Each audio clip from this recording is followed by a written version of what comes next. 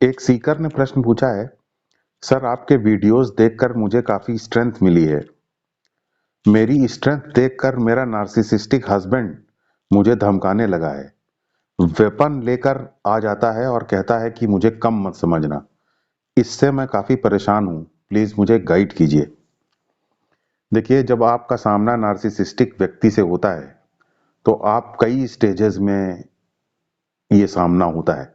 सबसे पहली स्टेज तो वो होती है कि आप हतप्रभ रह जाते हैं। आपको समझ में नहीं आता कि क्या हो रहा है, क्योंकि आपका sense of reality he threatened हो जाता है। आपका जो वास्तविकता को समझने की जो आपकी शक्ति होती है वही क्षीण हो जाती है, क्योंकि आपकी जो एक्सपेक्टेशंस हैं सामान्य व्यक्ति से, नॉर्मल व्यक्ति से, जो आप एक्सपेक्ट करते हैं कि आप अगर प्रेम देंगे तो प्रेम पाएंगे, आप अगर सच बोलेंगे तो सच सुनेंगे, आप अगर दयापूर्ण व्यवहार करेंगे तो आप दयापूर्ण व्यवहार प्राप्त करेंगे, अगर आप भावपूर्ण तरीके से रहेंगे तो भावपूर्ण तरीके से आपके साथ व्यवहार किया जाएगा।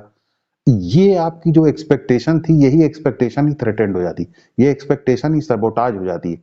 और आपको पता चलता है कि अरे ऐसा तो कुछ है ही नहीं, आप जो एक्सपेक्ट करते हैं उसका उल्टा आपके साथ हो रहा है। तो आप बुरी तरीके से घबरा जाते हैं, आपकी समझ में नहीं आता आप क्या करें। तो आप ऐसे व्यक्ति के साथ एडजस्ट करना शुरू कर देते हैं, कॉम्प्रोमाइजेस करना शुरू कर देते हैं। जैसा वो कहता है वैसा आप करना शुरू कर देते हैं, ताकि वो आपके साथ कुछ मर्सीपूर्ण बिहेवियर रखे, आपके साथ संबंध ठीक करे। और इस प्रकार आप कॉम्प्रोमाइजेस करने लगते हैं। लेकिन कॉम्प्रोमाइजेस करने के बाद आपको पता चलता है कि आपकी सिचुएशन और ज्यादा खराब होती चली जा रही। वो बिल्कुल आपके साथ वैसा ही, पहले से ज्यादा टॉक्सिक बिहेवियर अब उसका हो रहा है। पहले से ज्यादा वो आपके साथ मैनिपुलेटिव होता चला जा रहा है। पहले से ज्यादा अपनी कमियों के लिए अपनी कमियों का आरोप आपके ऊपर लगा रहा है। पहले से ज्यादा आपके ऊपर दोषारोपण कर रहा है। पहले से ज्यादा बिना बात के आपसे गुस्सा हो रहा है। तो आपकी समझ में नहीं आता कि आप क्या करें। आप बुरी तरीके से घबरा जाते हैं। आप फोन पर बात करते हैं लोगों से, आप सपोर्ट लेने की कोशिश करते हैं, आप सब कुछ करने की कोशिश करते हैं, लेकिन आपको लगता है कि ये सब सफिशिएंट नहीं है। और तब आपकी स्टेज 2 शुरू होती है। स्टेज 2 में आपको नॉलेज मिलती है नार्सिसिस्टिक लोगों के बारे में। आपको पता चलता है कि उनकी लाइफ में प्रॉब्लम थी, उनके बचपन में उनकी इनसिक्योरिटी थी, वो या वो फिर एक पैम्पर्ड चाइल्ड की तरीके से उनके माँ बाप ने उनकी अपब्रिंगिंग की है, या उनके अंदर इनसिक्योरिटी थी। और अपनी इनसिक्योरिटी को ढकने के लिए वो ईगो की खाल ओढ़े रहते हैं। आपको ये सब जब पता चलता है कि एक्चुअली अंदर से वो बहुत कमजोर है, ऊपर से खाल ओढ़े रहते हैं ईगो की, हाई ईगो की, ताकि वो अपने अंदर की इनसिक्योरिटी को कारपेट के नीचे दबा सकें और अपने अंदर की कमियों को उनको फेस ना करना पड़े। जब आपको ये सब पता चलता है कि एक्चुअली ये एक बहुत ही कमजोर आदमी है जिससे कि आपका मुकाबला हुआ, तब आपकी हिम्मत बढ़ना शुरू होती है। और हिम्मत जब आपके अंदर आ जाती है तो आप जवाब देना शुरू करते हैं, आप मुकाबला शुरू करते हैं, आप आंख में आंख देख कर डाल करके बात करना शुरू करते हैं। और तब असली संघर्ष शुरू होता है। तो स्टेज 2 संघर्ष का स्टेज है। इसमें असली संघर्ष शुरू होता है और नार्सिसिस्ट अब हतप्रभ रह जाता है।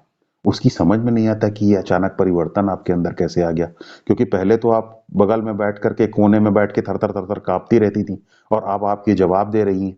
अब आप आंखों में आंखें डाल करके बात कर रही हैं, आप बाउंड्रीज क्रिएट करने की बात कर रही हैं, आप आपको क्या पसंद है क्या नहीं पसंद है इसके बारे में बात कर रही हैं।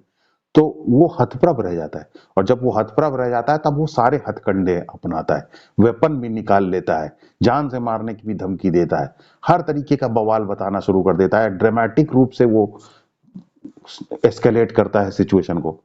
और तब आप सोचते हैं कि क्या ये संघर्ष अंतहीन है।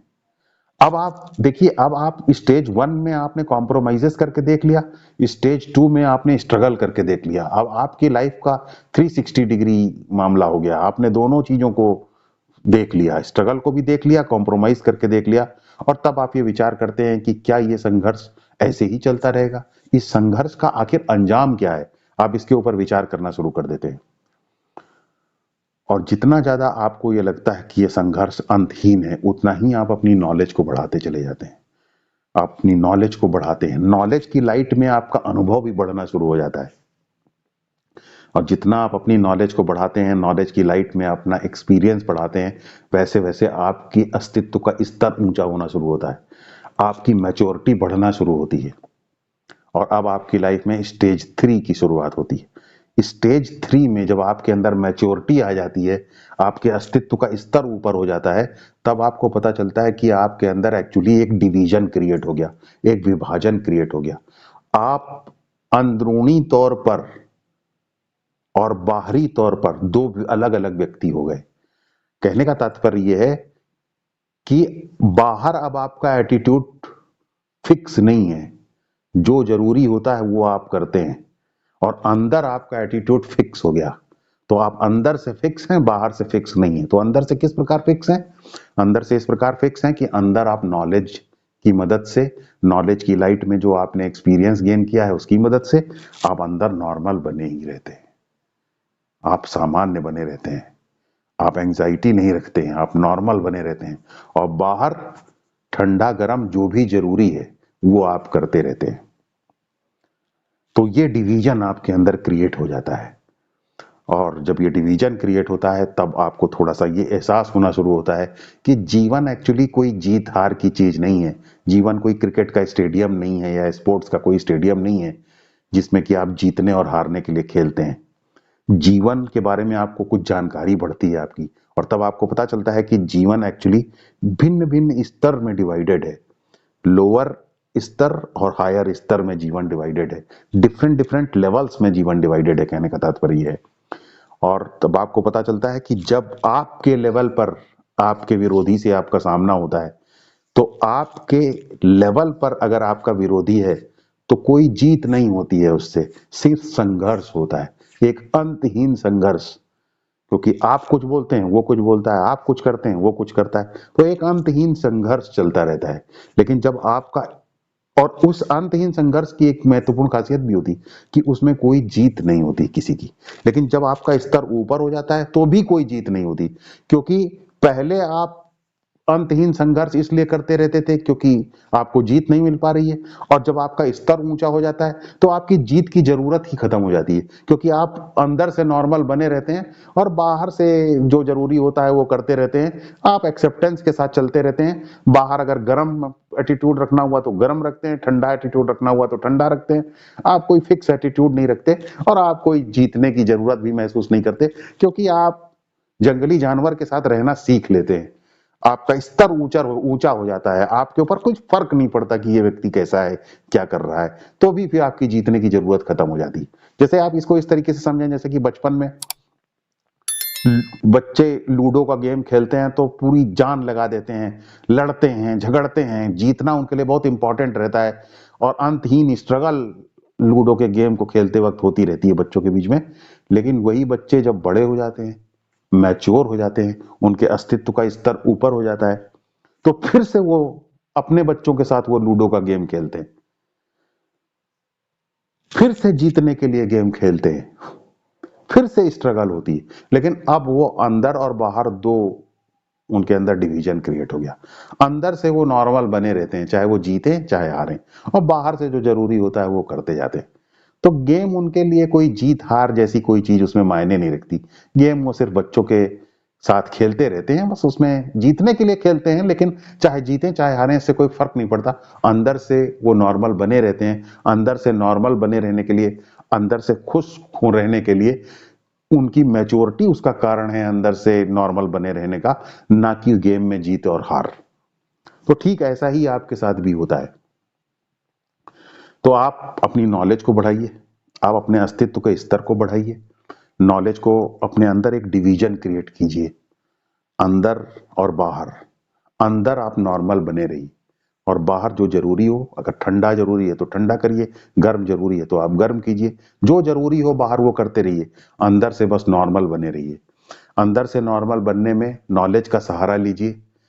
अंदर से नॉर्मल बने रहने में नॉलेज की उपस्थिति में जो आपके अनुभव की मैच्योरिटी है उसका सहारा लीजिए, और अंदर से मैच्योर बने रहने के लिए जाप का सहारा लीजिए। जो मैंने जाप का वीडियो बनाया है उसको भी देखिए, जाप कीजिए, अंदर से नॉर्मल बने रहिए, और बस जब आप अंदर से नॉर्मल बने रहते हैं और बाहर से जो कुछ जरूरी है वो आप करते रहते हैं, तो धीरे धीरे धीरे धीरे आपके अस्तित्व का स्तर ऊपर उठता जाता है और तब आपके ऊपर इस बात का कोई फर्क नहीं पड़ता कि दूसरा व्यक्ति क्या कर रहा है और कैसे रह रहा है। रही बात वेपन लेकर के चले आने की और जान से मारने की धमकी दे देने की, तो ऐसा देखा नहीं जाता है कि नार्सिसिस्ट खुद डायरेक्टली किसी के ऊपर इस तरीके का अटैक कर दे जिससे कि जो कि कानून की सीमा लांघ जाए, क्योंकि इस तरीके के लोग सिर्फ ज्यादातर इमोशनल टॉर्चर करते हुए देखे जाते हैं। इनके अंदर इतनी हिम्मत नहीं है कि ये ओपनली जाकर के लॉ को चैलेंज कर दें, एक्सटर्नल वर्ल्ड में किसी चीज को चैलेंज कर दें। ऐसा जनरली देखा नहीं जाता है। इनडायरेक्टली किसी को भड़का करके मारपीट करवा दें वो एक अलग बात है। डायरेक्टली इस तरीके से सिर्फ ये धमकाने के लेवल पर रहते हैं, क्योंकि अंदर से तो ये वीक रहते ही हैं। अंदर से इनके अंदर इतनी इतनी स्ट्रेंथ नहीं होती कि ये इस तरीके का कोई काम कर दे। लेकिन फिर भी जनरली ऐसा देखा गया है कि जब आदमी इस स्तर पर चला जाए कि वो वेपन लेकर के धमकाने लग जाए, तो समझ लीजिए कि उसका इलाज भी बहुत करीब है। क्योंकि जब आदमी अति करना शुरू कर देता है तो भगवान बस उसका इलाज कर देते हैं और एकदम वो फिर सही रास्ते पर आ जाता है। तो आप अपने एटीट्यूड को इस तरीके से रखिए, आपकी प्रायोरिटी इस तरीके से होनी चाहिए कि आप अंदर से अपने आप को नॉर्मल रखें और बाहर से अगर वो कुछ भी कर रहा है तो आप ठंडा गरम जो भी एटीट्यूड आप सिचुएशन के अनुसार इंपॉर्टेंट है, परिवार के वेलबींग के अनुसार इंपॉर्टेंट है, उस पर चलें, अंदर से नॉर्मल बने रहें और बाकी भगवान के ऊपर छोड़ दें। भगवान अति का इलाज जरूर करते हैं।